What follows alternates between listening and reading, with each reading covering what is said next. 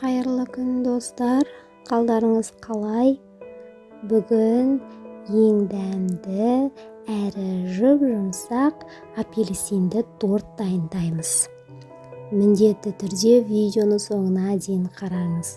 Каналыма тіркеліп, подписация батырмасын басып, лайк, коммент қалдыруды ұмытпаймыз. Менімен бірге болыңыздар.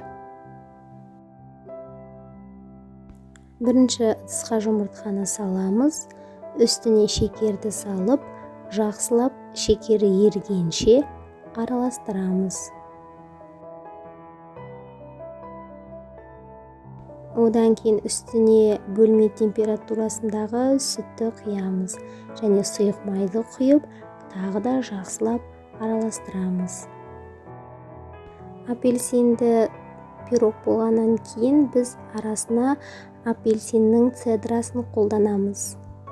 Оны теркадан өткізіп, оны да жақсылап араластырамыз және қопсытқышты қосамыз, тағы да жақсылап араластырамыз және електен өткізілген ұнды қосып, бір келкі масса шығарамыз.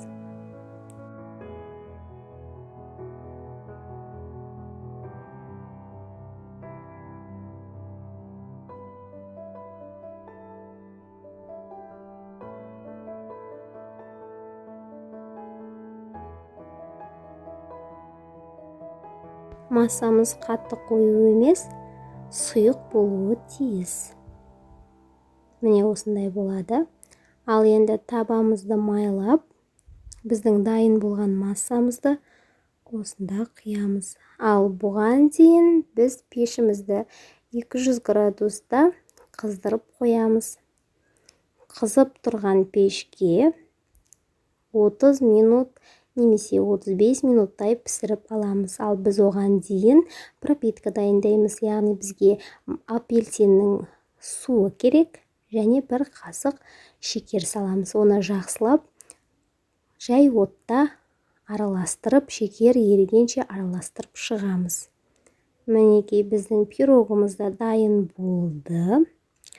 Ал енді пирогты мен дөңгелек формада кесіп алдым. Мінекей енді пирогтың арасын бөліп аламын.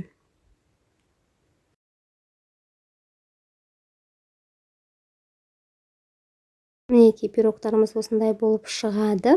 Мен пирогтың арасын көрсетіп шығайын. Яғни біз апельсиннің цедрасын қосқаннан кейін әр жерде апельсиннің цедрасы көрініп тұр. Ал енді біз пропитканы осылай пирогымыздың бетіне жағып шығамыз.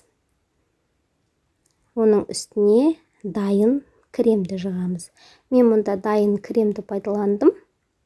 Жалпы өз қалауларыңыз бойынша кремді пайдалана бересіздер.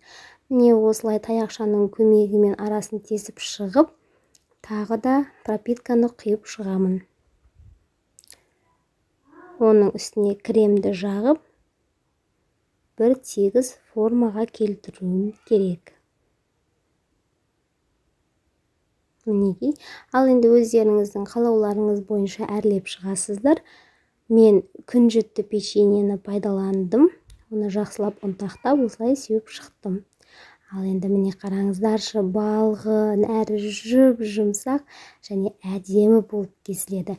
Міндетті түрде холодильникте 10-15 минут немесе 1 сағаттай қалдырсаңыздар, бұдан да өте жұп-жұмсақ болып шығады.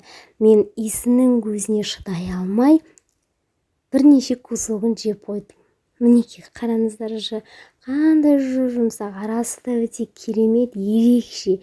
Мінекей бөлгеннің өзінде жұп-жұмсақ, үлбіреп, әдемі болып шығады. Міндетті түрде видеоны соңына дейін қараған болсаңыз, менің каналыма тіркеліп, подписация батырмасын басып шығамыз.